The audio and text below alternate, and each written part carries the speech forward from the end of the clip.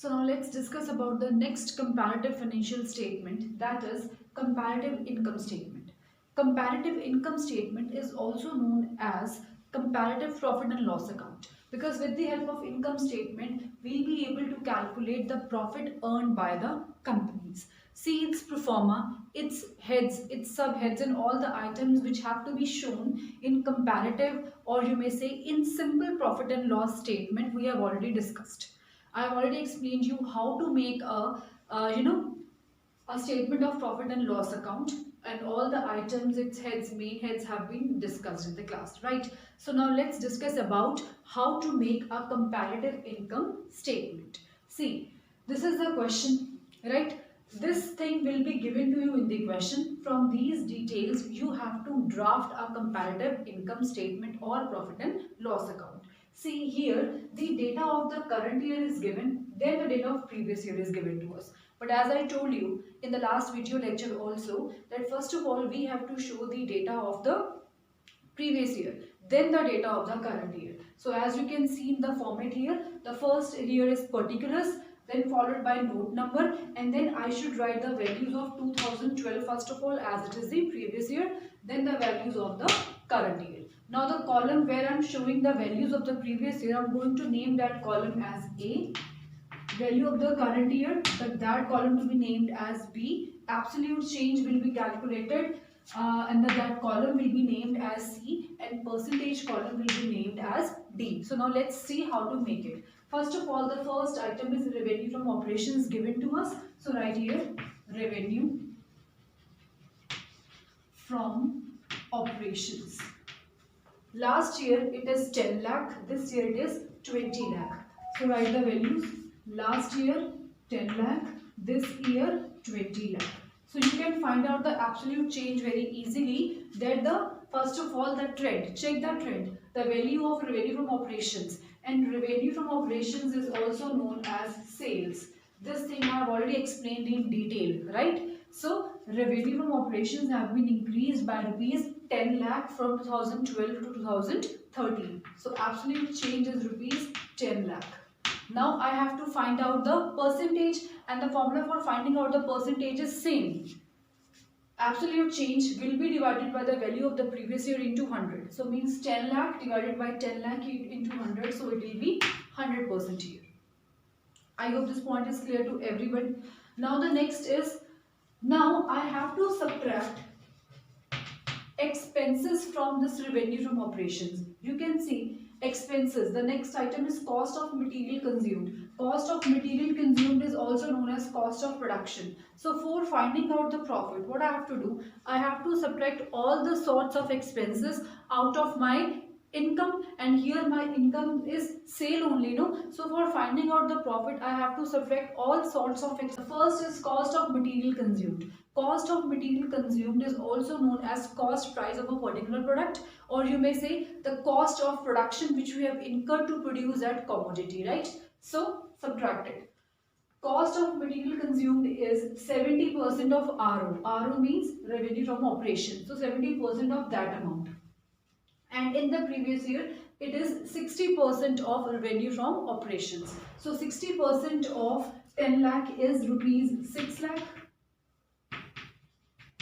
and 70% here is 14 lakhs. So first of all you need to solve it. Now check what is the trend.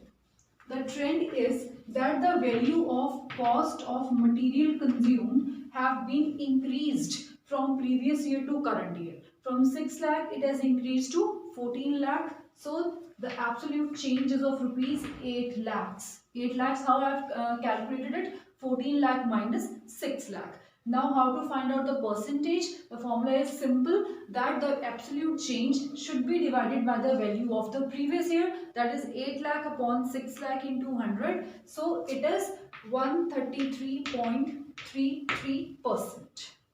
So I hope till here the things are clear to you. Now come to the next sort of expense. Apart from cost of material consumed, some other expenses are also given to us in the question. So we need to subtract those expenses as well. So right here, less other expenses. The value of the other expenses in the previous year is 40,000. So first of all write 40,000. Then the value in the current year is 60,000. So now you can analyze the trend. Trend is increasing. From 40,000 it has increased to 60,000. It means absolute change is of rupees 20,000. And how to find out the percentage? Absolute change should be divided by the value of the other expenses in the previous year. That is 20,000 upon 40,000 into 100, which is equal to 50%. So till here I hope that things are clear to you. Now the next problem is that you have to total all sorts of expenses. Now total all sorts of expenses. This pro forma we have already discussed. It's not new for you all. Okay. Total expenses 6 lakh plus 40,000 is 6 lakh 40,000. 14 lakh plus 60,000 is 14 lakh and 60,000. So now it's the time to find out the absolute change. And here the absolute change is 8 lakh 20,000. This minus this. And then we have to find out the percentage change. Percentage change would be absolute change divided by the value of the total expenses in the previous year into 100. It means 8 lakh 20 divided by 6 lakh 40,000 into 100, which is equal to 128.13%. Now what I have to do? Now revenues means incomes I have written, expenses I have written. Now I have to calculate profit. And the formula for calculating profit is very simple. That is revenue minus expense. So now calculate profit. Now this profit is before tax because I have not subtracted tax out of this profit. So I should name it as profit before tax. Now how to find out? 10 lakh minus 6 lakh 40,000, which is equal to 3 lakh 60,000 is the profit earned by the firm in the year 2012. And then profit in the current year will be equal to revenue earned in 2013 minus total expenses of 2013. Means 2 lakh minus 14 lakh 60,000, which is equal to 5 lakh and 40,000 rupees. Now you have to find out the absolute change, and the absolute change will be 5 lakh 40 minus 3 lakh 60, which is equals to 1 lakh 80,000. Now if I want to find out the percentage change, it would be 1 lakh 80,000 means the absolute change divided by the value of profit before tax in the previous year, right? So 1 lakh 80,000 upon 3 lakh 60,000 into 100, which will be equals to 50%. Now, after calculating profit before tax, I should subtract tax now. So, let's subtract tax. And tax is 50% in both the years, but 50% of PBT. PBT stands for profit before tax. It means 50% of the profit which we have earned. So here the tax should be 50% of this and 50% of that, right? So 50% of 3 lakh 60 is 1 lakh 80,000 and here 50% is 2 lakh 70,000. I hope this point is clear. Then I have to find out the absolute change, that is 90,000, and then I have to find out the percentage, which will be 90,000 divided by 1 lakh 80,000 into 100, which is equal to 50%. Now I have to find out profit after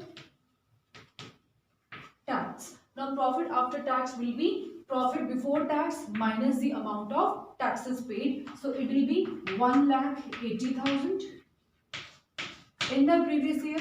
Then 5 lakh 40,000 minus 2 lakh 70. It will be 2 lakh 70,000 in the previous year. And then we have to find out the absolute change, which will be 90,000 and the percentage is 50%. So this way we have to make the comparative income statement. Only that child will be able to make comparative income statement to whom the format is clear. Because format we have already discussed earlier. In brief, I can tell you that first of all, add all the incomes which will be given to you in the question. Apart from revenue from operations, various other incomes can also be the part of the questions, like interest on investment received, anything. So all sorts of income to be added. Then we need to subtract all the expenses which would be given to us in the question. It could be depreciation also, it could be financial charges also, it could be any expense. Fine. For that, just go through the format once before solving the questions. And then after subtracting the expenses from the revenue, we'll be getting profit before tax, and then whatever tax rate will be given to you in the question, just calculate the tax and then find out the profit after tax. So with this topic, the comparative income statement and comparative position statements, both we have discussed. And the concluding lines are, remember one thing, that whether it is comparative balance sheet or comparative income statement, both are like all together they are known as horizontal analysis as well. I hope the things are clear to everyone. Thank you.